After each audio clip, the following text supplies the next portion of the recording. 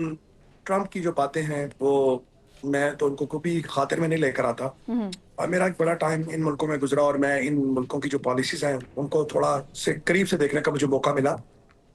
America के बारे में ये कहा जाता है कि जिस जो अमेरिका का दोस्त है उसको ज्यादा परेशान होना चाहिए और जिसका हुँ, अमेरिका दुश्मन है वो तो वैसे ही परेशान होगा।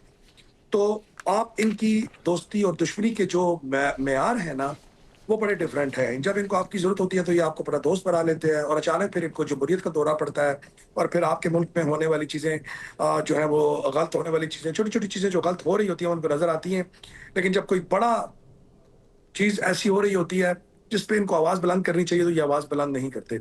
आज की जो स्टेटमेंट है डोनाल्ड ट्रंप की, ये वाक़ई बड़ी अलार्मिंग है कि जब आपने पहली दफ़ा मुज़ाकरात पाकिस्तान के थ्रू किए तो अब आप पाकिस्तान को बीच में से माइनस क्यों करना चाहते हैं और इरानियंस को आप ये मैसेज दे रहे हैं कि आप एक फ़ोन कर लें, तो हम आपसे बात कर लेंगे या हम अपने हुँ। मामला तय कर लेंगे। आप मुझे ये बताएँ कि जिस मुल्क की top tier and second top tier आपने एलिमिनेट कर दी, उनको शहीद कर दिया, इतनी बड़ी डिस्ट्रक्शंस हुई कि आज कम से कम ईरान क्लेम करता है कि $200 बिलियन जो है वो हमें इस मत में दिया जाए कि हम रिकंस्ट्रक्ट कर लें अपने मुल्क को। तो इसका मतलब है कि एक बहुत बड़ी डिस्ट्रक्शन ईरान के अंदर हुई। आपने उनके सिविलियन इंफ्रास्ट्रक्चर पर, उनके फौजी जो इंस्टॉलेशंस थी, इंफ्रास्ट्रक्चर था उसको तबाह किया और आज ईरानियन जो है वो उस चीज़ के लिए आपसे पैसे माँग रहे हैं। बाकी देखें, एक चीज़ हमें यहाँ समझने की ज़रूरत है कि ये जो मामलात हैं पिछले 40 साल से जिस नहज पर पहुँचे हुए हैं, ये मामला एक दिन में बैठकर हल नहीं होगा। जी। देखिए, वो ये चाहते हैं कि हमने इतना बड़ा नुकसान किया और ईरान ने जो कुछ ग्राउंड के ऊपर गेन किया, ईरान ने अमेरिका के दाँत खट्टे किए, अमेरिकन अड्डे जो थे, पूरे मिडल ईस्ट के ऊपर हुँ, उन हुँ। पर हमले किए, उनको नुकसानात पहुँचाए, अरबों डॉलर्स के उनके जो एसेट्स थे जो मिलिट्री के, वो तबाह किए और फिर पूरे जो मिडल ईस्ट था, उसको डिस्टेबलाइज़ कर दिया। इवन फिर उसके बाद वो इज़राइल के ऊपर गए और इज़राइल को कंप्लीटली तौर पर उन्होंने देखिए, आज तक इज़राइल के अंदर पाबंदी है कि वहाँ से जो सोशल मीडिया उस पर पाबंदी है, वहाँ से खबरें बाहर नहीं आ सकती। लेकिन अगर आप इंटरनेशनली आप देखें चीज़ों को, एनालिसिस जो इस वक़्त एनालिस्ट करते हैं जी। बड़े जो न्यूज़ आउटलेट हैं, तो वो आपको ये बताते हैं कि इसराइल के अंदर बहुत बड़ी डिस्ट्रक्शंस हुई है। हुँ, हुँ। सिंस इसराइल की तो ना तो कोई अपनी इंडस्ट्री है, ना वो उनकी फाइनेंशियल डिपेंडेंस किसी मुल्क के अंदर है। अमेरिका के अंदर बैठे हुए जितने भी जूस लॉबीज़ हैं, आप देखिए कि अमेरिका को फाइनेंशियली अगर कोई डोमिनेट करता है, तो वो इज़राइलीज़ करते हैं, हुँ, वो हुँ। जूश करते हैं और जूश के अंदर भी जो इनके इंतहा पसंद है, वो ज़ायनिस्ट है, वो करते हैं। आप देखें कि पूरी दुनिया में बैंकिंग का निज़ाम बनाने वाला रॉथशाइल्ड जो है जो ग्रुप जो जर्मनी में था 16वीं सदी में और अब वो इस वक़्त बर्तानिया के बैठे हैं और वो पूरी दुनिया के बैंकिंग निज़ाम को चलाते हैं। वो मुल्कों को भी कर्ज़े देते थे और आज भी अमेरिकन इकोनॉमी जो है, वो आप वॉल्ट डिज़नी, सीएनएन से लेकर सन लाइफ इंश्योरेंस से लेकर अब रॉयल बैंक, आप you name it and it is owned by Israelis mean Jewish, क्योंकि यहूदी जहाँ दुनिया में कहीं भी रहता है, वो अपने आप को इज़राइली कहता है और इज़राइल जो है वो सारी दुनिया तबाह जो है वो कहते हैं कि हम फिर भी इसराइल को फंडिंग करेंगे। लिहाज़ा इसराइल के पास बेइंतहा रिसोर्सेज़ हैं। आज अगर उनको वो मुँह से निकालते हैं $500 बिलियन की ज़रूरत है, जी। तो अमेरिका से फ़ौरी तौर पर फंडिंग उनको अरेंज हो जाती है। अब मसला जो ईरान का है, इवेंचुअली ये सेटल होगा। अब अमेरिका बिल्कुल अफ़ोर्ड नहीं कर सकता। मैंने आपको पहले आपके प्रोग्राम में एक चीज़ कह चुका था कि जो मिलिट्री इंडस्ट्रियल कॉम्प्लेक्स है अमेरिका हुँ, के हुँ। अंदर और एक एस्टेब्लिशमेंट है, उनमें सबसे बड़ी जो बेचैनी पाई जाती है वो ये है कि आज इन हालात के अंदर अगर अमेरिका ईरान के साथ बैठकर मामलात को सेटल कर लेता है, तो फिर मिडल ईस्ट के अंदर जितनी अमरीकी अड्डे थे और जितना मिडल ईस्ट तबाह हो चुका, तो क्या उसके बाद जो एक पूरा सेगमेंट है जो अरबी अरब का जो एक हिस्सा है पूरा, जी। क्या दोबारा अमेरिकन पर वो एतमाद करेंगे? वो कतई एतमाद नहीं करेंगे। चलिए इमरान साहब, इस वाले ये जो सेगमेंट है इसका आगाज़ सर मैं आपसे इस वक्त करना चाह रही हूँ। एहसन इकबाल साहब कह रहे हैं कि पीटीआई के पेट में बहुत ही ज़्यादा दर्द है, पाकिस्तान का झंडा दुनिया में क्यों बुलंद हो रहा है।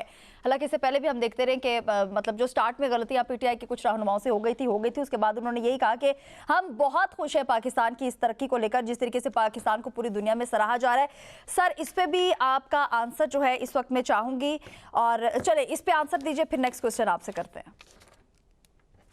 देखिए आकाशा, मैं पहले दिन से ये बात करता हूँ आपके शो पे और आपको शायद मैं जिस चैनल पे भी जाता हूँ मैं यही बात करता हूँ कि ये पाकिस्तानियों के लिए मैं एक जेस्चर्स के तौर पे आपको बता दूं कि 9 अप्रैल का जो जलसा था, पहले हम्म। पाकिस्तान तहरीक-ए-इंसाफ की जो लीडरशिप बाहर थी उन्होंने और फिर खान साहब ने भी उसकी तायद की और कहा ये बहुत अच्छा इक़दाम है कि इस वक़्त पाकिस्तान में जो बैनुल-अक़वामी वफ़ूद आ रहे हैं, जिसमें ख़ास तौर पर अमेरिकन्स और इरानियंस थे, तो हमें ये जलसा कैंसिल करना चाहिए। पाकिस्तान की इज्जत का मसला है, ये पाकिस्तान की प्रेस्टीज का मसला है, ये पाकिस्तान की आवाम का कोर इशू है। क्योंकि अगर ये मुज़ाकरात कामयाब हो जाते हैं तो पाकिस्तान में महंगाई की जो इस वक्त इतनी बड़ी सतह है वो नीचे आएगी और पेट्रोल की कीमतें नीचे होंगी तो आम आदमी को रिलीफ मिलेगा। जी। तो इसमें कोई अगर इस चीज को एग्जैजरेट करना और कोई भी वैसे इल्जाम थोपना पाकिस्तान तहरीक इंसाफ के ऊपर, मुझे ये बताएं कि ये पता नहीं तहरीक इंसाफ के लोगों को एलियंस क्यों समझते हैं, क्यों ये समझते हैं कि शायद ये जो करोड़ों लोग पाकिस्तान तहरीक इंसाफ के साथ हैं ये किसी और मुल्क से आए हुए हैं या ये कोई माइग्रेट करके कुछ साल पहले यहाँ पर आए हैं और ये पाकिस्तान के खिलाफ हैं और ये पाकिस्तान के खिलाफ साजिश करते हैं। हाँ, मैं बारहा ये कहता हूँ कि जब वज़ीर आज़म इमरान खान जलसों में खड़े होकर ये कहते थे कि ये मुल्क भी मेरा है, ये फौज भी मेरी है और ये अवाम भी मेरी है। देखिए यहाँ ये बात समझने की कोशिश है कि ये वक्त पाकिस्तान को दो हिस्सों में बांटने का नहीं है, बिल्कुल। बल्कि जोड़ने का है।